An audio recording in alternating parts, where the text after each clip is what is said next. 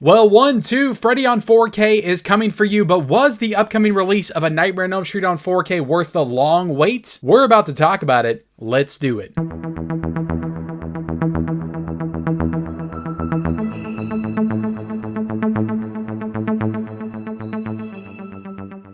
What is going on, everybody? Welcome back to the Mid-Level Media channel, your hub for everything physical media and entertainment. I am Ken. Today, guys, I am very excited to be here to talk about A Nightmare on Elm Street on 4K, one of my favorite horror movies of all time. I don't think it's a stretch to say this is maybe like top 5 or top 10 most anticipated 4Ks since the format began. I think ever since we got Halloween on 4K, people have been asking, when are we going to get A Nightmare on Elm Street on 4K? Then it turned into a Blu-ray box set from Scream Factory. Then it turned into a 4K box set from Scream Factory, maybe Warner Brothers. And then it evolved into this singular 4K release of A Nightmare on Elm Street. I'm not going to complain about that in this video here today, even though I really want the sequels on 4K as well. We are strictly going to be talking about A Nightmare on Elm Street on 4K. Did this live up to the hype? Was this worth the wait? We've been waiting for a very long time. This is one of the most anticipated 4K releases of all time, I think. And honestly, like a very intimidating review for me because, like I said, one of my favorite horror movies. I've been watching this since VHS. I've watched it many times on DVD, Blu-ray, and now 4K. I've got a lot of thoughts, guys. I got a lot of thoughts. I feel like, I don't know. I feel like I'll be on an island with some of my thoughts with this release. But I've got a lot of thoughts, both positive and some negative as well. But we'll get into it in a second. Before we do that, hit the subscribe button, guys. This is a channel where we celebrate our love for physical media, movies in the physical form, 4K, Blu-ray, sometimes DVD, also VHS. So if you like that kind of stuff, guys, hit the subscribe button. I've got tons of reviews that will be coming this month. We've got great releases coming out. We got The Ring on 4K. We got Trick or Treat on 4K. And I'm going to be here to talk about all those releases on the channel. So if you're interested in that, hit the subscribe button. Like I said, hit the like button. Also, comment down below, guys. I want to know your thoughts on A Nightmare on Elm Street.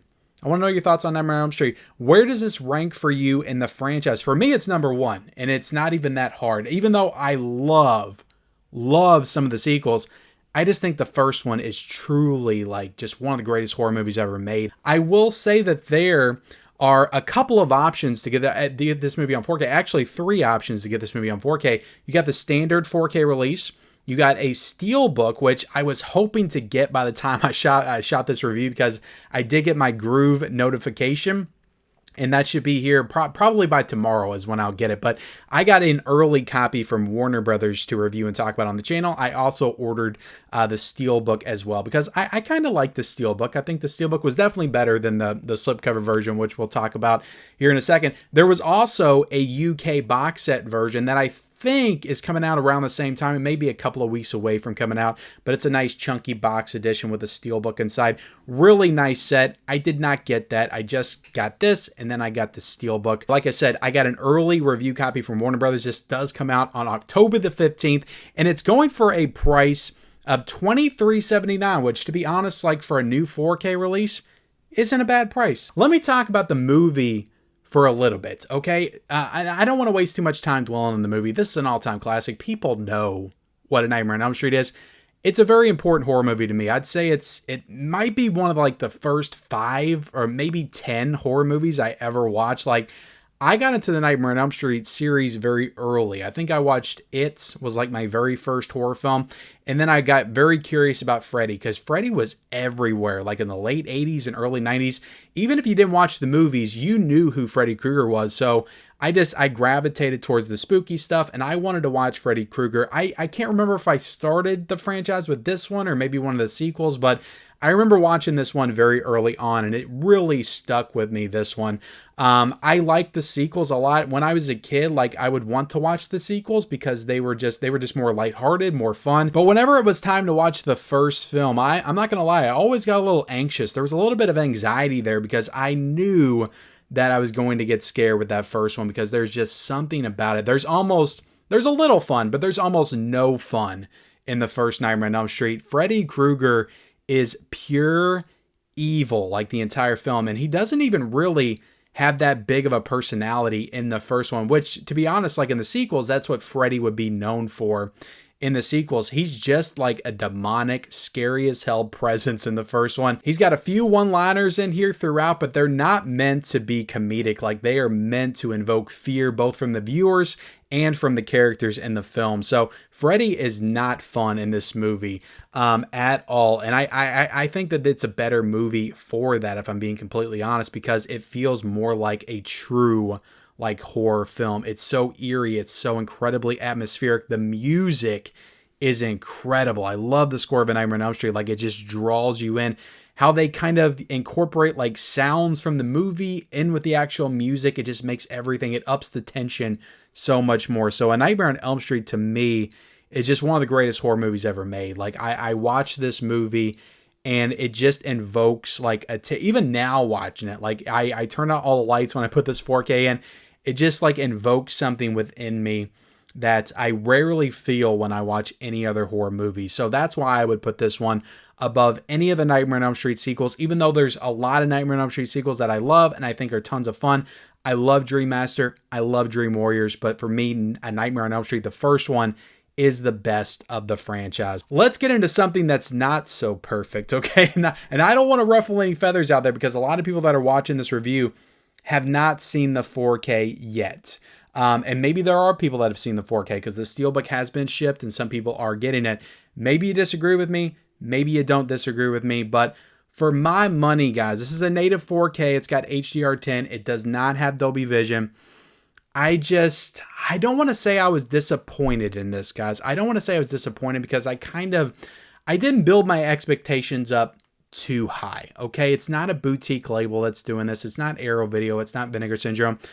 But therein lies the problem, right? It's the fact that I don't raise my expectations when it comes to some of these studio labels, because I know more often than not, I'm going to be disappointed with some of these restorations when you compare it to the work that some of those boutique labels do.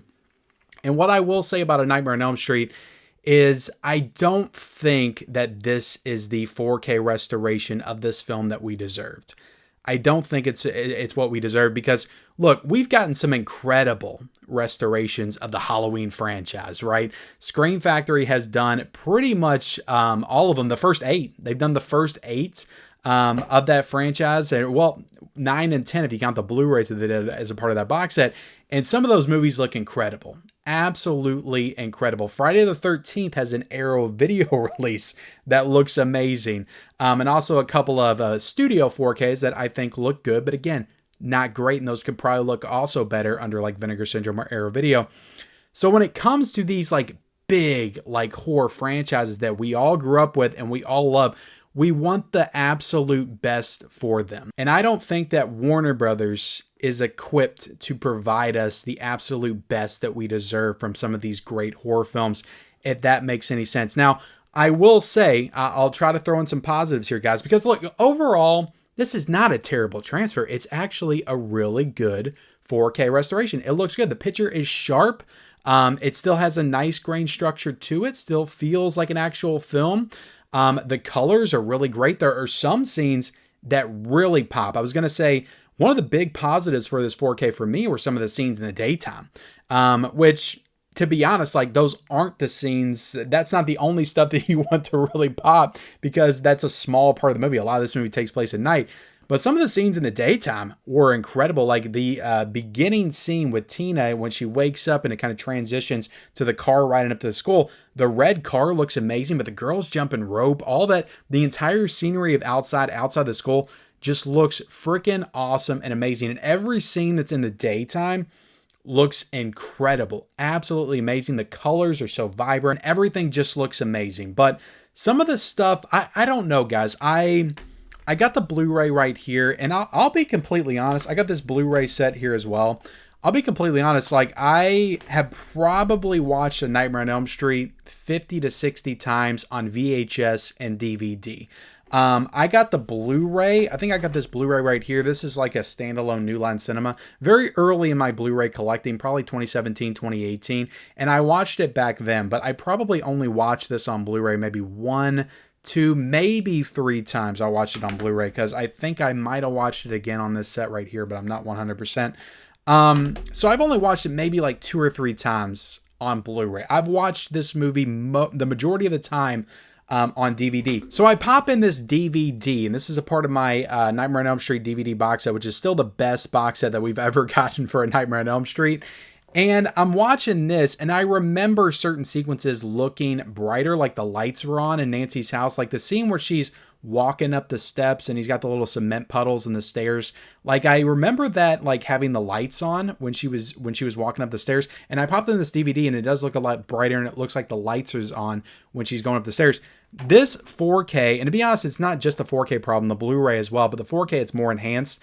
The scenes and some of the moments in this movie are much darker, and they're also a lot bluer, and you can see it a lot better in 4K because the colors are much more enhanced. So everything just looks a little bit more blue in this than I'm used to. And it's not a deal breaker. I'm sure it won't be for most people. They won't even notice that. But I've just seen the movie so many times looking a certain way, and now I'm seeing it looking this way. And I don't know if I love that. I kind of feel the same way about Twister, but I got over Twister because I heard, the director talk about the changes and why he did it, and it kind of made me understand it a little bit better. And then a lot of people commented about how it really did get that green when there were tornadoes, and that's the way he wanted it to look. So that felt like a change that was necessary for that movie. Just making this more darker and more blue, like that doesn't feel like a necessary change for a Nightmare on Elm Street. So I'm a little bit more conflicted on how I feel about this than I was Twister when it came out, which was also a Warner Brothers release. And Twister is my favorite 4K of 2024 so far. I love the 4K. And I think Nightmare on Elm Street, look guys, overall it looks good. It's a fine restoration. The picture quality is very sharp. It's very detailed. There are some really great colors in this as well. But I will say this about the Blu-ray, popping in this Blu-ray, the Blu-ray looks good too. It really kind of looks pretty good. And to be completely honest, the DVD actually looks pretty damn good on my OLED when I pop this in. Not great, but I feel like I've seen Blu-rays that look worse than this DVD. But the Blu-ray for Nightmare on Elm Street honestly looks pretty good. So when I'm sitting here and I'm trying to, I don't want to mislead anybody. Like I said, I got this to review and talk about, guys, but I'm not here to be a commercial. I'm not here to be a commercial or a promotional machine for Warner Brothers. I'm really honestly not here to do that. I'm here to give you all my honest opinion. Here's my honest opinion. If you've got a Nightmare on Elm Street on Blu-ray and you're happy with it and you think it looks good and you only like upgrading to 4K when you know the difference is substantial, like it's night and day between the two, then I don't know if I can recommend getting this 4K. Now, if you're somebody that's super into the 4K format and you got to have all your movies in 4K, then I can recommend this. It's a solid upgrade over the Blu-ray. It does look better. There's more detail. There's more clarity. It looks better. It really looks better. But if you're somebody that doesn't really care about those like small, to most people, not really all that noticeable changes, I think you're still fine with your Blu-ray, and this 4K for you might be unnecessary. So there is my honest opinion on the restoration, guys. I think it's a good 4K, but I think under like a boutique label, like if Arrow Video would have got this and they would have done a big 4K box set of all the movies, just imagine that, guys. Like that's a dream release right there. It would have looked better. I just know it would. I feel the same way about this that I felt about The Exorcist last year. I thought The Exorcist was a good restoration, also a little blue in parts as well. I thought it was a good restoration, but I just can't help myself but to think like, what would this look like in the hands of somebody that cares a little bit more, like a Vinegar Syndrome, like an Arrow Video, like a Second Sight. But we're not going to get that because what Warner Brothers, like this is one of their big like cash cow properties, and they don't want to give that up. So I get it, but at the same time, like if you've got Nightmare on Elm Street, like do it up big, like, and do it right. That's all I ask. That's all I ask. And I'm not saying it's not done right. Okay. I'm not saying it's not done right. I just think it could be better. Now, getting into the audio, guys, you do have an upgrade here. This is Dolby Atmos, and you also have Dolby True HD 7.1. Now, I do not have that full setup, but I do have a soundbar that kind of simulates that Dolby Atmos, and I've got a subwoofer as well.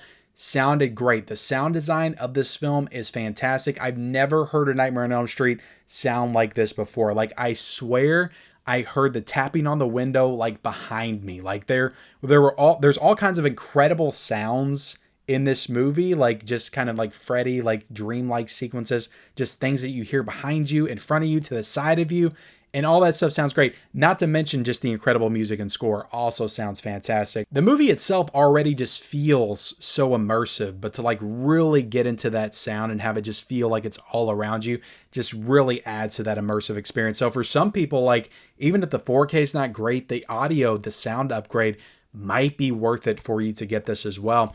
Now, getting into the packaging, this is where we get to kind of make fun of Warner Brothers a little bit here. Like, what is this? Come on, guys. This is the 4K slipcover version. I like the Steelbook a little bit better, but that's not great either. But it's like, come on, Warner Brothers, like, get a clue. Like, are you not hearing like what people are saying? Like, did you not hear what people said about The Exorcist? I will say this is a better cover than The Exorcist, but this is not Freddy.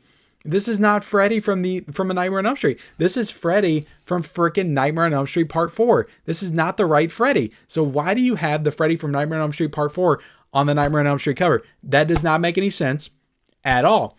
It's a cool image of Freddy. You know, you got the original Nightmare logo right there, which is kind of different than the rest of the franchise, but this Freddy has no business being on this cover because this is not the right movie. Okay, that's my main problem with this. Other than that, like, it's a nice matte finish, and it's a really nice slipcover. You got a nice spine right there with a Nightmare on Elm Street on the spine. You got the original font as well, which is pretty cool.